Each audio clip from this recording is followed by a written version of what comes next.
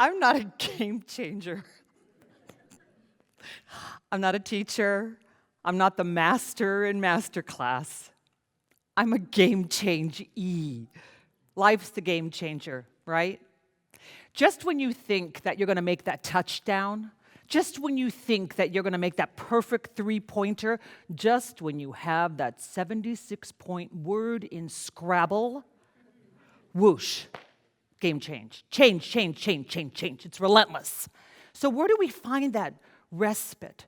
Where do we find that peace in that life-changing maelstrom? Inspiration Point, Fine Arts Colony, Eureka Springs, Arkansas, July. We decided to try to go to Beaver Lake to get a little relief from the heat. Well, if you know an Arkansas summer, you know there is no relief. We had our feet in the water, and you couldn't even tell the difference between the water, your body, and the air. It's like this primordial amniotic gel-like fluid thing that makes you kind of philosophical. So the only way to get cool is you dive down to the bottom and stay there until you run out of breath, like 9 feet of water, and you get cool, and then you come up and you lie on the rocks panting like beached mermaid whales. And Bobby Ziegler asks us, what do you want to do? What do you want to be? Someone said, I want to be rich. I want to be famous. I want to have 5 kids and a big house. I want to conduct at the Met. And I thought about this a really long time, and I don't know if it was the whole viscousness of the air, but I really took this to heart, and I said, I want to be happy. Ooh, LA girl wants to be happy. Ooh, how hippie, how naive, how naive. But I knew with perfect clarity that was what I wanted. First grade, I went to a neighborhood Catholic school, and we would all walk home from school in these pods, depending on where we lived. It was the Lopez family, the Moraleses, sometimes the Bertolone boy, and then the Schmitz. And we go down Portola, hang a right on Templeton, onto Eastern, straight through to the park, and then a left on Richelieu before we'd go home. Well, when we got to the park, I'd start to slow down. And if no one noticed, as the pod made their left on Richelieu, I'd start to walk backwards. And then when I was sure they weren't coming back for me, I turned around and I ran to the swings. Now, if there was an Olympic category for swings, I'd be gold contender because I have the perfect body for it. Long legs, short torso for the point and the pull, and I could get this really great arc. So there I'd be on the swings, sure no one was watching, get on my toes, pull back, release and point, and pull back and point, and pull back, remember? Pull back and point. And then when I had achieved maximum arc, I'd throw back my head and I'd sing. And the only songs I knew were church songs. Hallelujah, hallelujah, hallelujah, ye sons and daughters of the Lord, the King of heaven, the King adored, from death to life has been restored. Hallelujah. I had no idea what I was saying. Oh. But I knew that Alleluia was supposed to be a joyful word, and yet the melody was infusing it with this modality, this yearning. And coupled with me pointing and pulling and my head falling back, it was perfect. It was bliss. The next time I felt like that, I was in a movie theater, and Franco Zeffirelli had a young Leonard Whiting talking straight to me. She doth teach the torches to burn bright. It seems she hangs upon the cheek of night like a rich jewel in an Ethiop's ear. Beauty too rich for use, for earth too dear. So shows a snowy dove trooping with crows, as yonder lady o'er her fellows shows. I was hooked. The words, the modality, the yearning, and a little bit of foreboding. But it was just so magical. I memorized every single word from that movie. And then I read every sonnet, every song, every poem, every history, every tragedy, every comedy. And I wrote to RADA, England, and I said, sign me up. And they sent me back an application, and they said, come back in 5 years, we don't take 12-year-olds. But the next best thing that I could find to that beautiful combination of the words and the music, I joined a rock band. I sang backup in Apricot Brandy. I really got to use my imagination.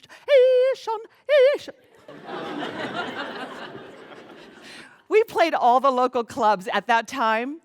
The Whiskey A Go-Go.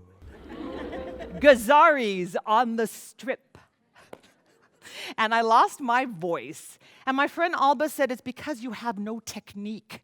You should have a teacher.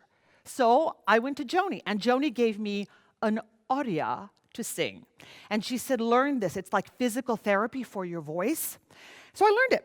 And about a couple weeks later, she said, good, I want you to go sing for Dr. Van Grove. And I thought Dr. Van Grove would say, okay, voice is back, go back to the band, stay out of the smoke. But instead, he said, very nice, you have the part. What? I'd like you to do the part. Excuse me? You have the role. I'm sorry, what kind of doctor are you? I'm a doctor of music. This is an audition, and I'd like you to sing the title role of Carmen.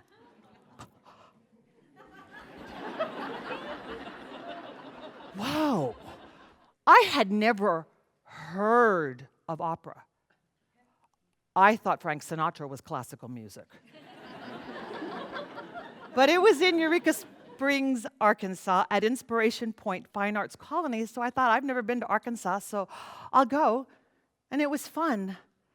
And then, in Act 2, Carmen asked Don José to join her tribe. Tu ne dépendrais de personne pour être officier à qui tu devais obéir et pour des retraites qui sonnent pour dire à l'amoureux qu'il est temps de partir le ciel ouvert, la vie errante pour payer l'univers et pour loi sa volonté et surtout la chose enivrante la liberté, la liberté. You have no one to depend on. No one tells you what to do. Your world is the open sky. Wander where you like. But above all, the most intoxicating thing is you are free. Free. Whoa, words, music, yearning, your entire body. This was it.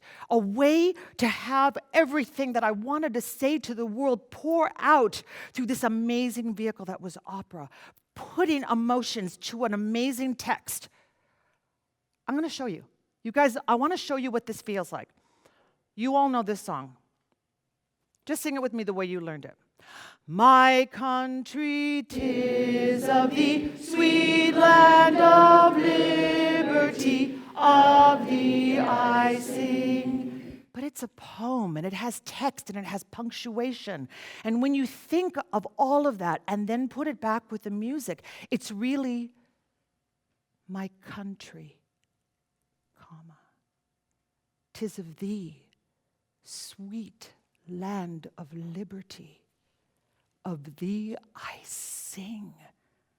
Not I walk, not I write, of thee familiar I sing. Do it again, and just think of the punctuation, okay? My country, 'tis of thee, sweet land of liberty, of thee I sing. Isn't that cool?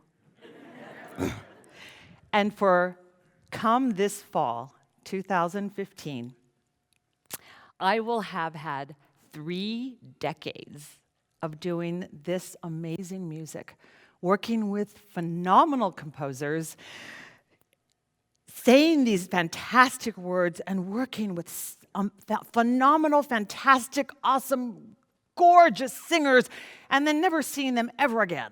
Going to strange foreign countries and being in a foreign airport, not able to read any of the signs, having to make a connection in 10 minutes to get my flight to someplace I do not know where, carrying heavy scores, running to the airport, then going to a rehearsal the first thing next morning with 2 hours of sleep on the plane and a crick in my neck, and singing in front of people I never had seen before. And it was one of the most stressful, most anxious. See, I had no training. I didn't know anything about it, and it was the perfect job with constant change, and it was overwhelming. And one day, I bumped into my friend Carrie. Carrie had an uncle who was a pastor, and she had just come from his funeral. And he had been diagnosed with end-stage cancer. Very fast-moving. He had weeks left. And he and his wife decided they would just forego any invasive treatment and let the disease run its course. So he retired. The new pastor invited the congregation to share one happy moment in a letter to the retired pastor, how he had been a part of their lives. And so every morning for the last weeks of his life, he and his wife would choose one of hundreds of happy, golden moments that the congregation shared with him. I loved this idea.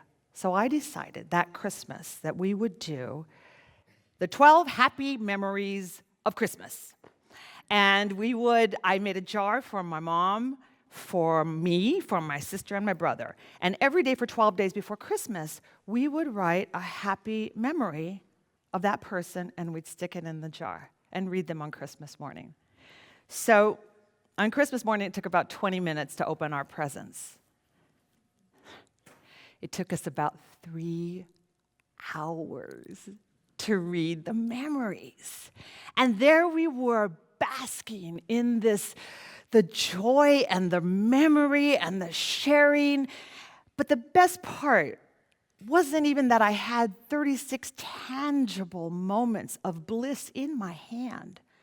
The best part was that from that moment on, every time something cool was happening, I'd clock it in and say, oh, this would make an awesome happy moment Christmas memory.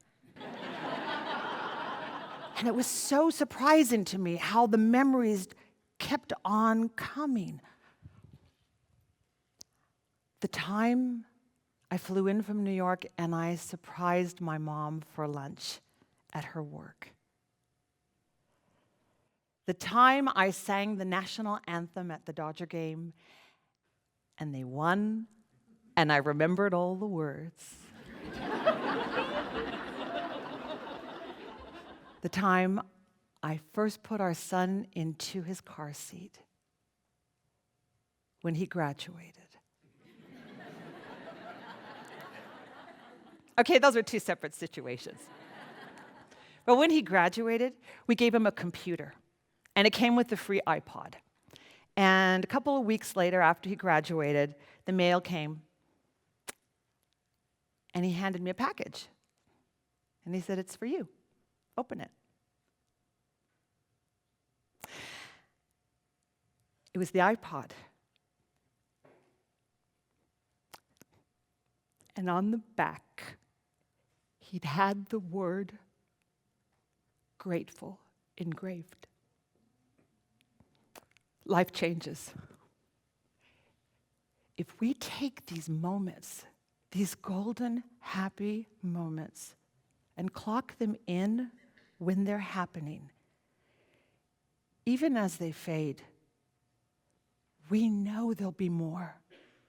And life's changes, they don't matter.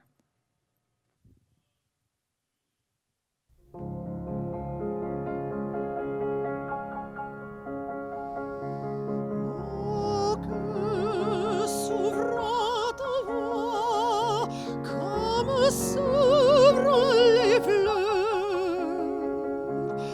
au baiser de l'aurore.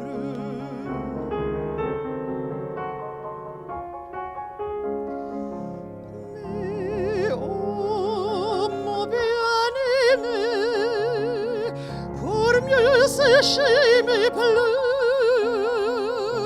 quand ta voix parle encore,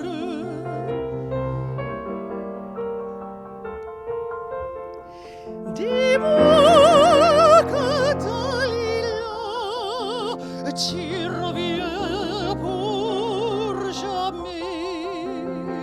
Redis à ma tendresse les serments d'autrefois, ces serments que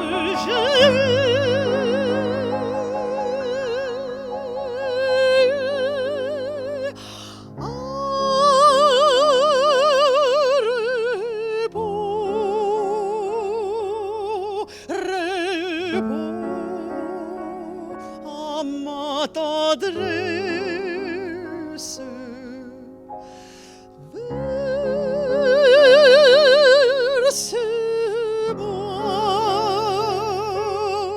Verse-moi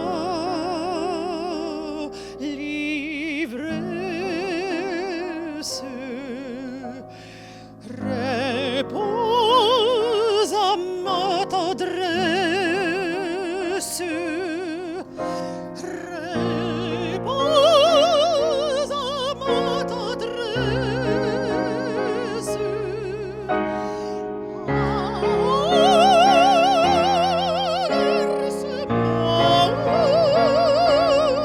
Verse-moi l'ivresse.